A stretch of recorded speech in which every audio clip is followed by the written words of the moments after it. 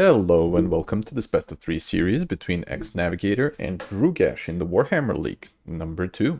Be sure to like and subscribe for more games and let's get into it. So today we got a Norsca versus Lizardmen matchup, which is quite cool. When it comes to this matchup, let's actually look at the armies. So if the opponent goes for, if Lizardmen go for like a Skink Tide and you have Burning Head and like Wolfric with the boat, it is very favored for you when on the side of Norsca. And I assume the matchup is relatively good for Norsca now, especially when you have Bearmen, because you can just grind it out with like pure HP and pure sustainability, right? These guys have insane HP, they're very good model count, they're just super stalwarty and can last a long time. Also, we got Throg Daddy. So Throg with his big beating stick of the undivided nature. So he's an amazing fighter, especially versus large, and he also has frostbite and regeneration and a small like vomit thing, which is like not the best, but it's fine. So he's there to clap the cheeks off of any type of big fighter, and also to fight Croxicores basically.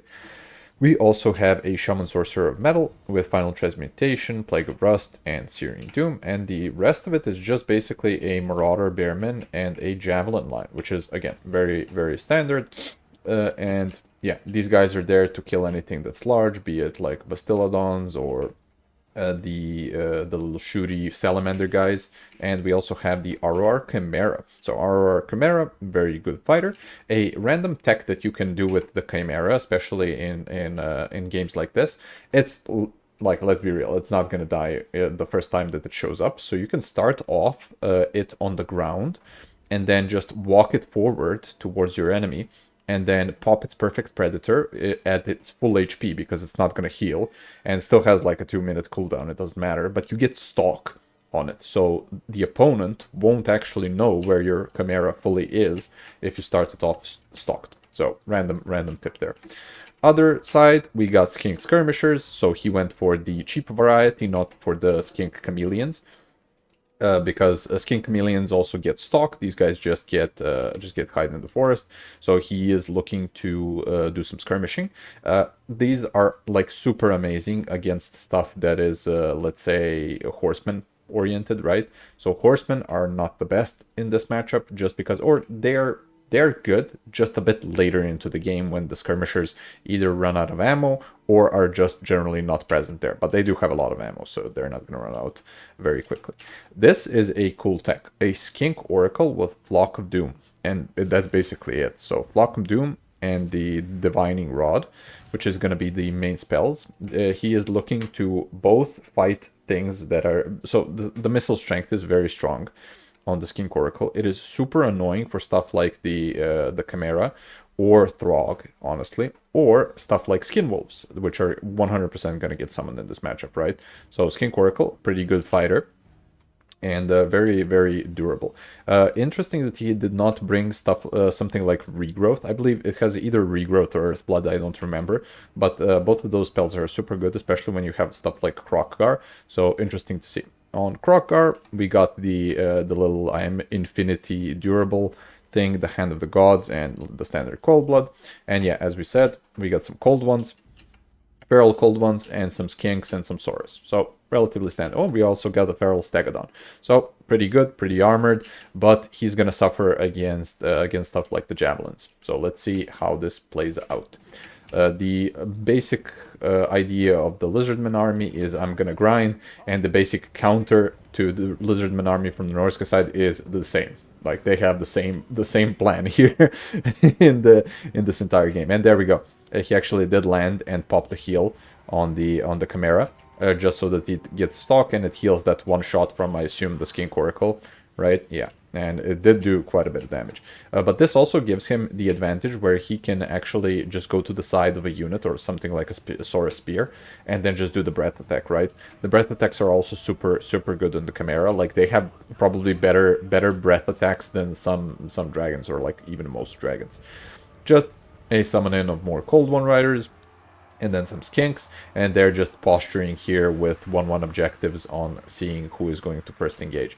Feral Bastiladon going in, little dinosaur action, these guys don't have any type of brace.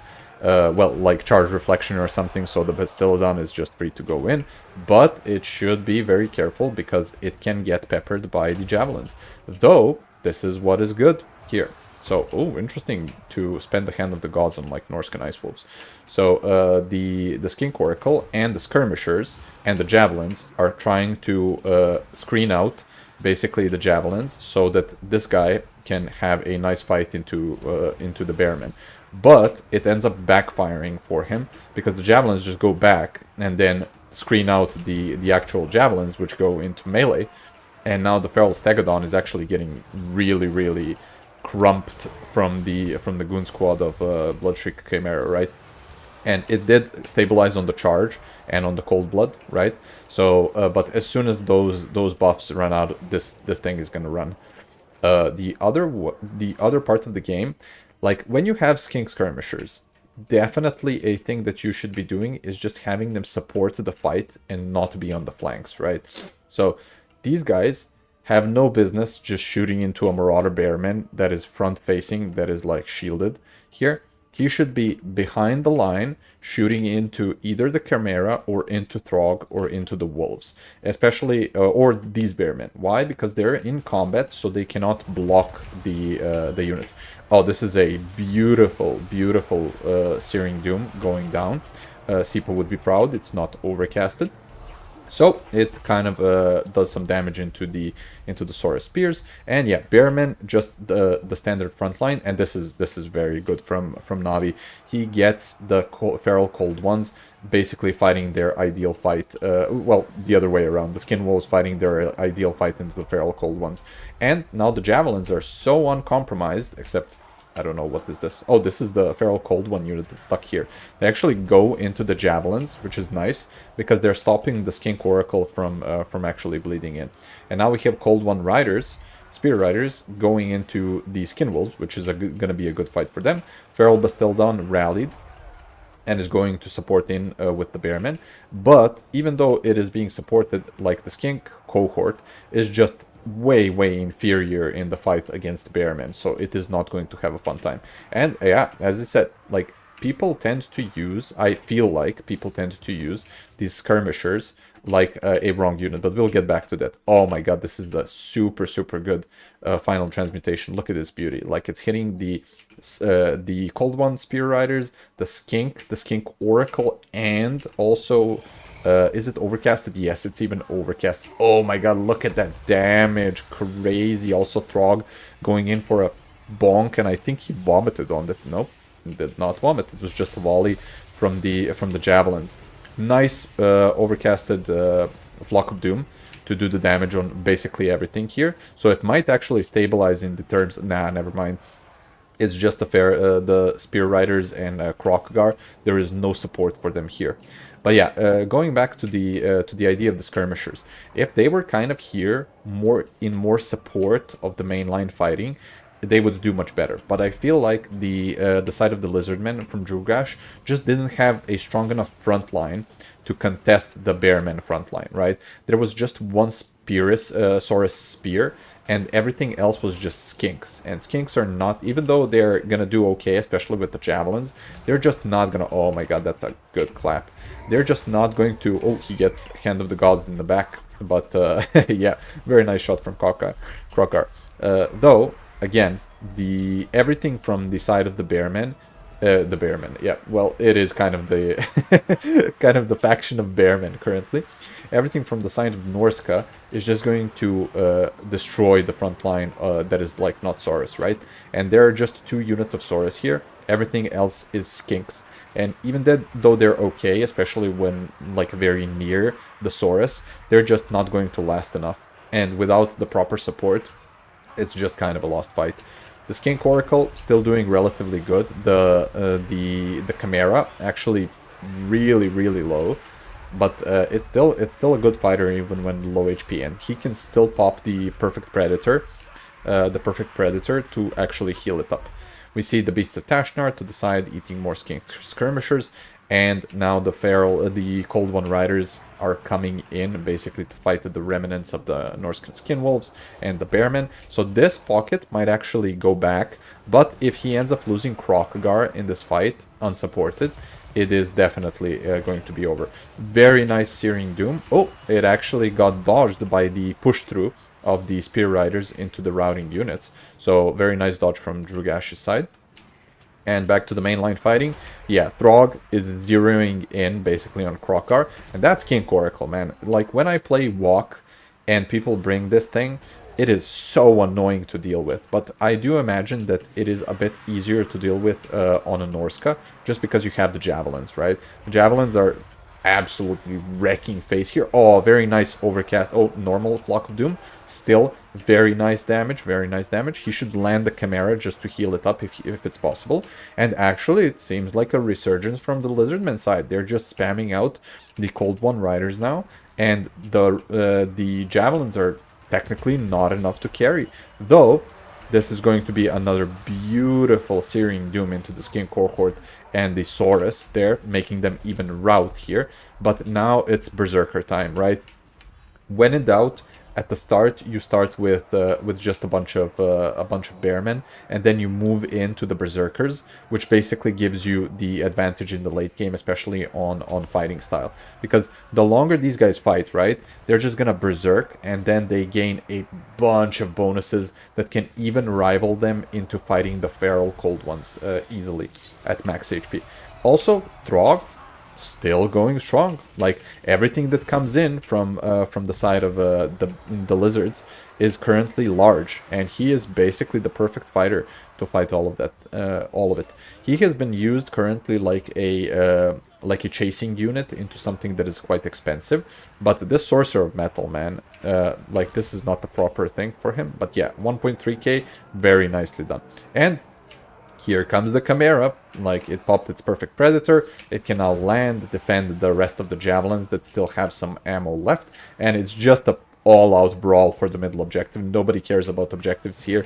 They're just standing in the middle and trying to fight. And it seems like Norsca is ending up the winner here.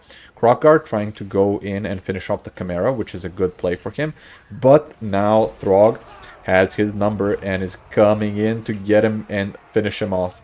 And yeah, the Drugash basically can tell that the rest of his army is just not supported enough and basically taps out. Very well played though from both sides. Like, there were plays being made constantly, and both sides had very, very interesting units. Though I only think that the skirmish support was a bit, I think he just took in too many skirmishers and not enough frontline. Like, when you look at this, what is this? It's just one Saurus Spear, 4 skirmishers, 2 javelins. This is your entire front line, is 2 javelins, which want to use their precursor, and one Saurus. But again, I do understand that this can be a very tough matchup for the Lizards, because Bearmen exist, right?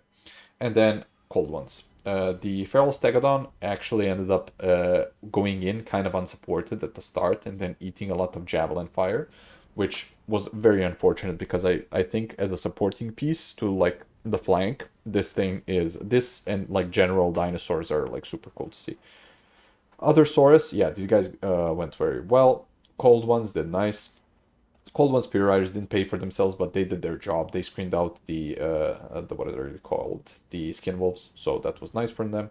And then Croxies didn't even get summoned. Yeah, but it was good to not summon them, because until you get rid of these hunters, man, these are 550 units, right? Each of them paid for themselves, and when you combine all of this value, like, it was almost double the value on all of them. So this is crazy, crazy good value, just because they just were uncontested and shooting into, like, Krokar and the Skink Oracle. And the Skink Oracle, even though it was being shot and chased by Throg, like, did 2.2k. I think it costs relatively near this, like around 2k, and it was basically the reason why this army was so tall and so low quality, because all of the money basically went into the Skink Oracle. But yeah, difficult choice, and interesting to see something different kind of from the Lizardman side. Throg didn't pay for himself, but doesn't matter. He was there to absorb stuff and be an unkillable lord, as well as fight big stuff. All of the Bearmen didn't to pay like super pay for themselves, but they're just a holding piece unit. It doesn't matter. Proof that the Bloodshriek Chimera is kind of like, even though it absorbed a lot of damage, it didn't do much even with its breath attacks. So Navi it was just a liability in this game to the Skank Oracle shooting it. Other than that, yeah, when the Berserkers came in, it was basically just feasting time for Navi's side. And the Nice Kurgan Horsemen, I honestly did not even see them. And the Beast of Tashnar did very well, chasing down some skinks and then going into the cold ones. Again, just summoned in one Skin Wolf because everything else was just enough to beat the big stuff from the lizards. Very, very cool game one. Relatively close at the start, but yeah, good job to Navi in going 1-0. Let's see you in the next game.